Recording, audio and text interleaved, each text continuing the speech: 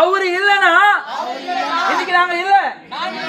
அவர் எங்களை வாழ வச்சதுனாலதான் உங்க மத்தியில நாங்க சாட்சியா நிக்கிறோம். ஆகவேதான் அந்த இயேசுவை உங்களுக்கு அறிவிக்கிறோம். சகோதரா, சகோதரியே, இயேசு சீக்கிரமா வரப்போகிறார். மனம் திரும்புங்கள், மனம் திரும்புங்கள். இயேசு சீக்கிரம் வரப்போகிறார். அவர் நாமத்தை அறிந்து கொள்ளுங்கள். அதுவே உங்க வாழ்வின் மாற்றமா இருக்கும். அவரை நம்புங்க, அவரிடத்துல கேளுங்க, நீங்க பெற்றுக் கொள்ளுவீங்க. நீங்க இருக்கிற இடத்திலேயே இருதயத்துல கை வைத்துக் கொள்ளுங்க. உங்களுக்காக நாங்க ஜெபிக்கிறோம்.